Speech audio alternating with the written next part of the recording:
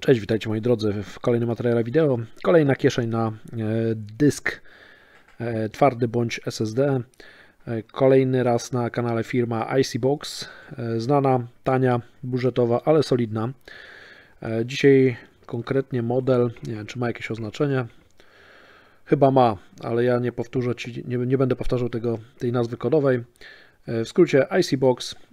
Myślę, że dosyć ciekawa wersja. Zaraz Wam powiem w szczegółach dlaczego.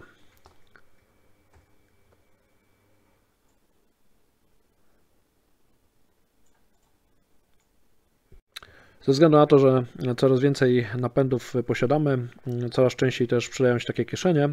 Ja takich kieszeni kilka, jak wiecie, mam. Tutaj gdzieś Wam podlinkuję u góry chociażby linki do poprzednich modeli, czy Basousa, czy Orico, czy innych firm. Uniteka na przykład też posiadałem, gdzieś tutaj na kanale też były takie modele. Wrzucę Wam chyba gdzieś w komentarzach albo na końcu filmu linki do tych filmów. Dzisiaj Icebox, już kiedyś taki model Wam, czy tej firmy model kieszeń Wam prezentowałem. Mamy informacje o kompatybilności z Windowsem i z macOSem. Jest to kieszeń oczywiście do napędów 2,5 cala SATA, HDD adapter i ochronny box na USB 3.0. Ważne, żeby nie był 2.0, bo to już niestety jest relikt przeszłości. Do 5 gigabitów na sekundę prędkość. Super speed oczywiście to możemy sobie darować. 2,5 cala HDD form factor 6 gigabitów na sekundę. Ciekawe, tu piszą 5 gigabitów, tu piszą 6 gigabitów. Ale mamy ciekawe informacje i to jest interesujące. Wszędzie mamy tutaj HDD, ale mamy informację, że chip inside with UASP support.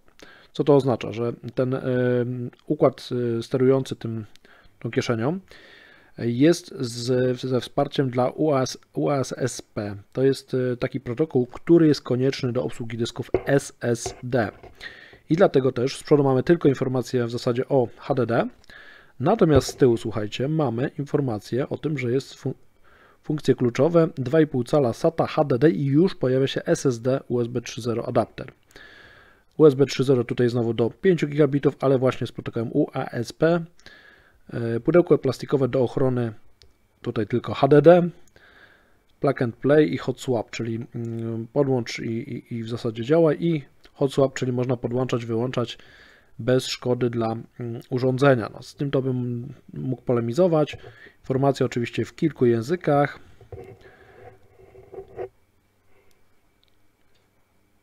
Firma jest oczywiście z Niemiec, ale made in China. Wyprodukowane dla niemieckiej firmy, oczywiście w Chinach. Standard, zresztą Icebox zawsze był produkowany w Chinach. Oni tylko zlecają, projektują te rozwiązania, a sama produkcja już odbywa się w Chinach. Dobrze, zobaczmy co mamy w środku. Nie podoba mi się to, że tu jest blister. Tektura byłaby bardziej ekologiczna. Mamy oczywiście podziękowania za to, że od firmy Icebox za zakup ich produktu. Tutaj mamy, słuchajcie, sam produkt i wkładkę. No dobrze, słuchajcie, to ten produkt. Zobaczmy, jaki jest. To dlaczego ten produkt nabyłem, słuchajcie, to całkiem zmyślna, ciekawa konstrukcja. A mianowicie, to co mi się nie podoba, to to, że tutaj przewód jest niestety na stałe, więc jak się wygnie, zegnie i zepsuje, to będzie problem, bo to trzeba będzie lutować. Natomiast to, co mi się podoba, to to, że możemy podłączyć ten dysk SSD, słuchajcie, tutaj bezpośrednio i nie musimy nawet używać samego plastiku ochronnego. Czyli z plusów śpieszy nam się, podłączamy na szybko dysk pod USB, kopiujemy dane. Mała rzecz cieszy. Tutaj mamy oczywiście informację, że jest to wyprodukowane w Chinach dla firmy Wrightsonic Germany.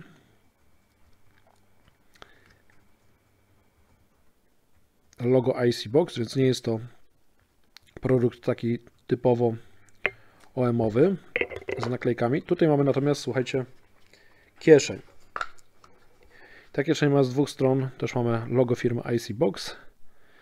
Tutaj mamy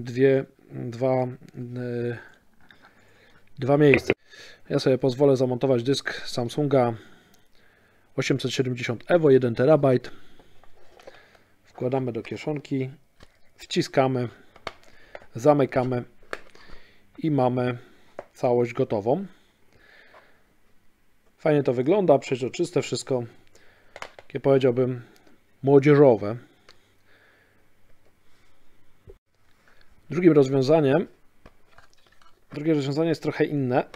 Wyciągamy sam dysk, sama SSD, otwieramy tutaj naszą wtyczkę i podłączamy bezpośrednio pod adapter. I tutaj można tak na szybko, słuchajcie, testować napędy HDD, SSD, zrzucać dane. Tani sprzęt, słuchajcie, cena, nie pamiętam, ale coś około 20, między 30, ja nabyłem w jakiejś promocji około 30 zł, ale cena generalnie nie przekracza 50 zł, więc myślę, że za tą cenę jak najbardziej warto. Zaraz Wam wrzucę tutaj jakieś wyniki też testów syntetycznych, żebyście wiedzieli, jak sprawuje się ten kontroler w środku. Słuchajcie, tu jest jeszcze trochę więcej papierkologii w środku. Jest trochę informacji w kilku językach. Po polsku również. Ale nic takiego, powiedziałbym, sensownego nie ma. Nie ma informacji najistotniejszej, czyli jaki chip siedzi w środku.